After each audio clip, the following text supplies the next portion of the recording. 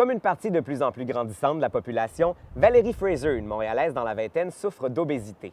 Du jour au lendemain, elle entreprend une importante perte de poids avec, comme motivation, une page Facebook via laquelle ses proches pourront l'encourager. Contre toute attente, elle devient une véritable star des réseaux sociaux. 1 an et demi, plus de 19 000 fans Facebook et une surprenante couverture médiatique plus tard, Valérie en est à l'heure des bilans et s'affaire à l'écriture d'un livre sur son histoire. Portrait de celle qui, devant des milliers de personnes, a décidé d'arrêter d'être grosse. J'ai décidé que j'allais prendre ma vie en main. J'ai décidé que j'allais rentrer dans un gros combat pour perdre le plus de poids possible. Ça fait 23 ans que je vis avec ce fardeau-là, mais c'est un fardeau. Un fardeau de plus de 300 livres que les gens voient peut-être pas nécessairement, mais que moi je sais que je porte sur mes épaules et sur mes jambes. Ce que vous venez de voir, c'est la vidéo que Valérie Fraser a mise sur Internet le 27 avril 2012. Voici sa réaction lorsque nous lui avons montré 1 an et demi plus tard. Le lendemain, quand elle est allée au gym, quand elle a vidé son garde-manger, puis quand elle l'a fait, elle a compris vraiment c'était quoi, tu sais, faire des efforts pour ça. Il n'y a probablement pas de gens qui comprendraient ce feeling-là d'envie de juste mourir en étant vivant. C'est cette fille-là qui m'a donné un peu qui m'a aidé à faire le 180 sur moi-même puis de me donner mon coup de pied dans le cul, tu sais. Je trouve qu'elle fait pitié puis je trouve qu'elle lâche dans un certain sens parce qu'elle m'a volé ces années-là un peu. Valérie a effectivement repris sa vie en main. De saines habitudes de vie ont transformé cette fille de 345 livres en une toute autre personne. Elle-même ne se reconnaît plus. À ce jour, plus de 19 000 personnes suivent les hauts et les bas de sa perte de poids via la page Facebook « Le jour où j'ai arrêté d'être grosse ». Avant de débuter sa perte de poids, Valérie mangeait presque exclusivement de la restauration rapide. Elle a accepté de se prêter au jeu et d'y retourner pour la première fois depuis le début de son aventure.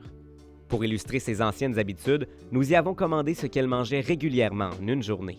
Au menu, pour déjeuner, chez Tim Hortons, un petit matin, 2 rôtis avec croton, une galette de pommes de terre, une danoise, une roussette et un grand cappuccino glacé pour un total de 2010 calories.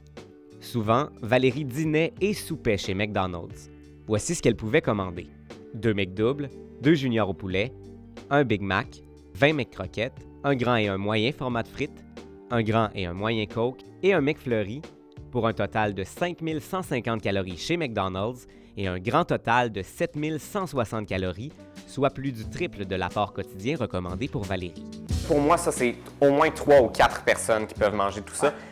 Il vient pas un moment où tu n'as plus faim? Non. Jamais? Non. Tu as toujours faim? J'aurais pu manger encore plus, là. Là, on le voit pas, là, mais j'aurais mangé des biscuits, j'aurais mangé des ailes de poulet, j'aurais mangé d'autres choses que j'avais chez nous.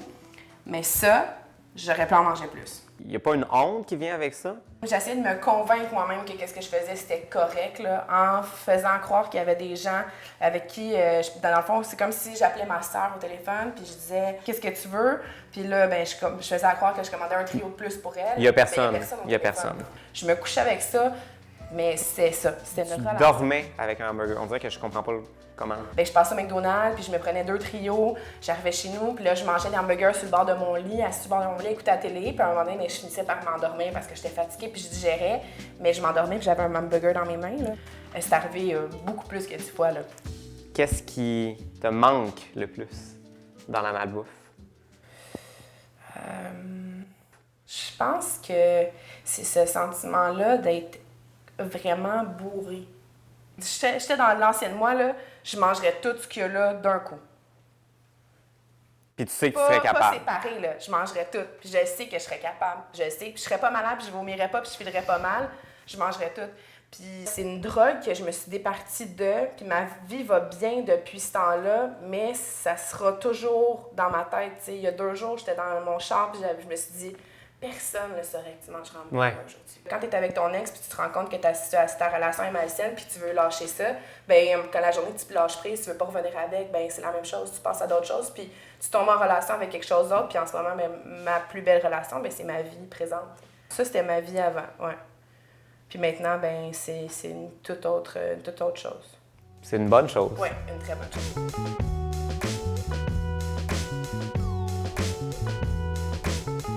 En plus de maintenant bien manger, Valérie accorde une grande importance à l'exercice. Elle joue au hockey, s'entraîne 5 fois semaine et est suivie par un entraîneur privé. Rendez-vous au gym sur le vélo stationnaire pour en discuter. C'était quoi ton rapport avec l'exercice avant le début de l'aventure? J'étais vraiment une fille qui n'en faisait pas du tout, qui connaissait pas ça. Enfin, ça a été vraiment un système d'apprentissage. Premier entraînement, c'est difficile, non? Je pensais pas être capable de courir, puis c'est pas ça qui est arrivé non plus. J'ai marché sur un tapis, puis j'étais essoufflée, j'avais la face rouge tomate, puis j'étais sûre que j'allais tomber sans connaissance, mais c'est à ce point-là que je savais que j'avais pas une bonne condition physique. Moi, ça l'a donné qu'ils m'ont présenté Camille.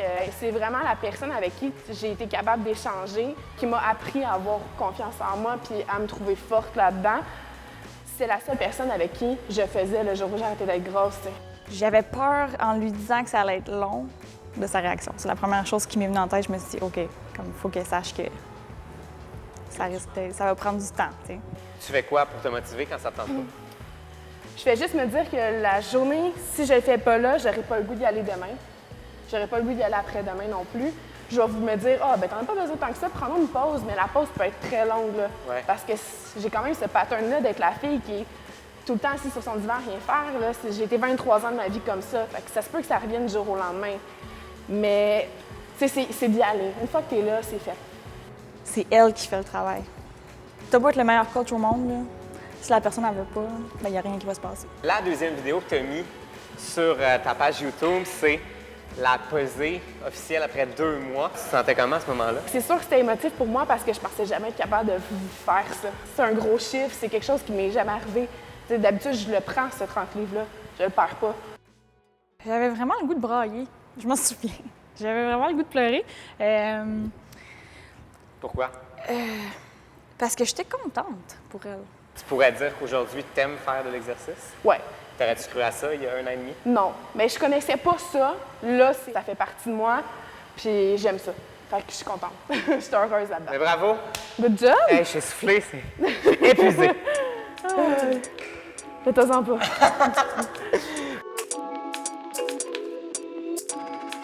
Après avoir discuté de ses anciennes et nouvelles habitudes de vie, Valérie se confie sur ce qui rend sa perte de poids unique, sa page Facebook et toute l'attention populaire et médiatique qui en découle.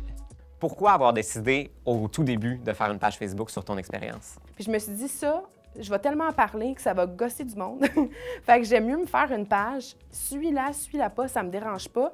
Fait que ça va être vraiment, Valérie a une vie, puis sa perte de poids, c'est autre chose aussi. Quand j'ai atteint à peu près le 1000 quelques personnes, j'ai fallu que j'aille des discussions avec certains de mes amis, ma famille, parce que là, tu sais, j'ai fait ça en sachant pas que ça allait pogner. Le titre est assez frappant.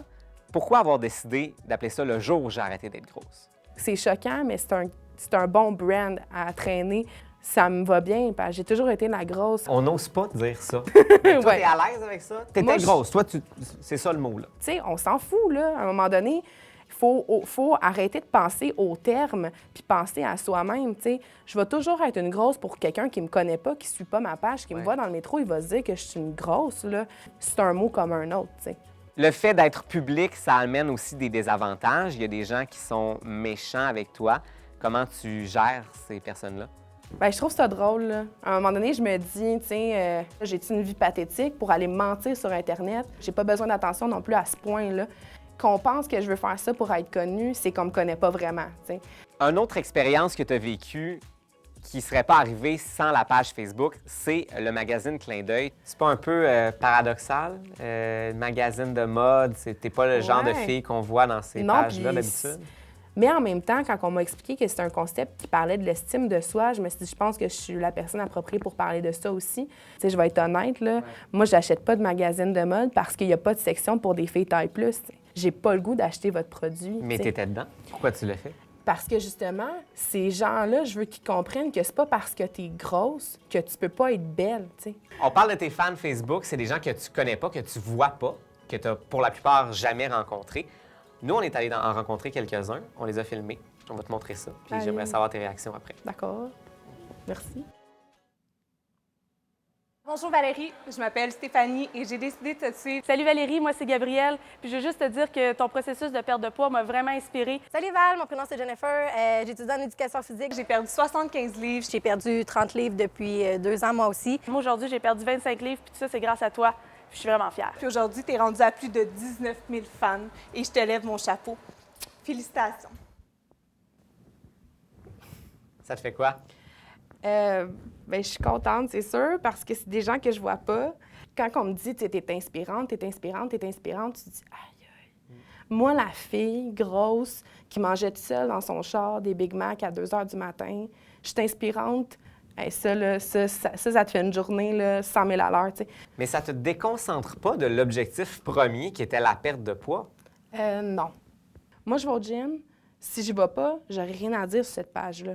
Quel rôle la page a joué dans ton combat contre l'obésité? Je pense que ça m'a permis, en tant que personne tellement extravertie, de trouver un canevas pour être libre. Dans ta tête, tu vas-tu toujours être la grosse fille que tu étais au départ? Tu sais, moi, j'ai juste été ça. Je vais apprendre à devenir autre chose. Si je pense que je suis grosse toute ma vie, ben je vais le penser quand même, mais pour moi, c'est pas une mauvaise chose en soi, tu sais. Puis ça, le monde ne comprenne pas tout ça. C'est ça l'affaire.